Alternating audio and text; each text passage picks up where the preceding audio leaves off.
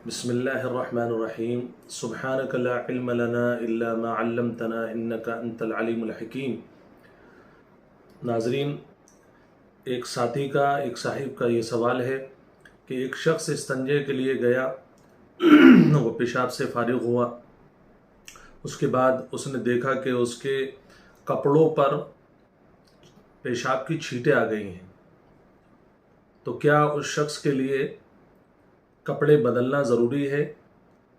और इसी तरीके से पेशाब के बदन पे लग जाने के बाद क्या उसके लिए गुस्ल करना ज़रूरी है, या शरीयत में इसके अलावा भी कोई और तदबीर है जिससे बंदा पाक हो सकता है? तो मेरे भाई, इसका जवाब ये है कि जहाँ तक पेशाब के ताल्लुक़ है तो एक हदीस हज़रत अबू हुरैरा रज़ी अल्लाह तआला अन्हु की,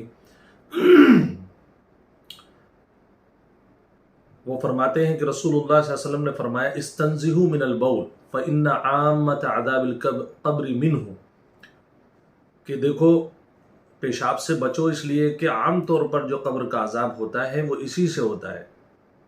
बहुत सारे वाक़यात भी अहादीस में इस सिलसिले में मरवी हैं। तो इस हदीस से समझ में आया कि इंसान को पेशाब से बचना चाहिए। अब अगर आप संजय में गए और छींटें आपके बदन पर या कपड़ों पर आ गई हैं, तो फुक़हा ने ये लिखा है कि अगर वो छींट कोई एक छींट है और वो आपके 1 रुपये के से कम फैली हुई है, कोई एक छींट आपके कपड़े पर आई और उसका आकार फैलते फैलते सिर्फ छोटा सा आकार बना जो 1 रुपये से कम है, तो ऐसी सूरत में आप अगर ऐसे भी नमाज पढ़ लेंगे तो आपकी नमाज कराहत के साथ हो जाएगी। लेकिन अगर आपके कपड़ों पर ज़्यादा छींटें आ गई हैं कि जिनको अगर मिलाया जाए तो वो 1 रुपये के सिक्के से, या बाज़ फुक़हा ने लिखा कि ये हथेली का जो आकार है इससे वो ज़्यादा हो जाएंगे। अगर उन तमाम छींटों को एक जगह जमा कर लिया जाए तो इससे ज़्यादा होगा। तो ऐसी सूरत में कपड़े की जिस जगह पर नजासत लगी हुई है उस जगह को धोना लाजमी है। उसके लिए आपको कपड़े चेंज करने की ज़रूरत नहीं है।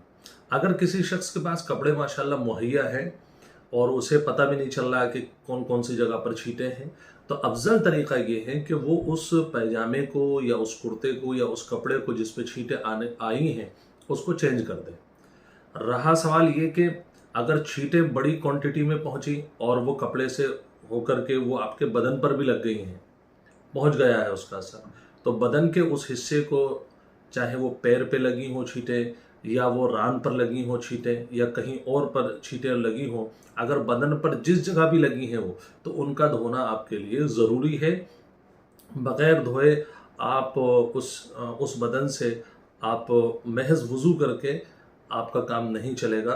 उस नजासत को अपने बदन से धोना ज़रूरी है। इसी तरीके से अगर जूतों पर लगा है तो जाहिर सी बात है कि जूतों को साफ़ करना और उस नजासत को दूर करना ज़रूरी है। तो खुलासे कलाम ये निकला कि जिस शख्स ने इस्तंजा किया है, अगर उसको छींटें पहुंची हैं और उसे पता है कि छींटें उसकी हथेली के बकदर से ज़्यादा हैं, अगर सब छींटों को मिला लिया जाए तो कपड़े चेंज कर दें। और अगर ये पता है कि कपड़े नहीं हैं तो उस उतने हिस्से को वो धो लें।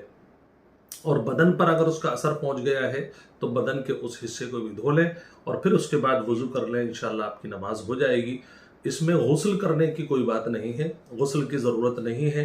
अगर आप पहले से पाक थे और आपने इस्तंजा भी संभाल के किया है, महज छींटों की बुनियाद पर गुस्ल भी वाजिब नहीं होता। महज छींटों की बुनियाद पर जो है आपको कपड़े चेंज करना भी ज़रूरी नहीं है, बल्कि जिस जगह नापाकी लगी है उसको साफ़ करना ज़रूरी है। जज़ाकल्लाह खैर। अस्सलामु अलैकुम।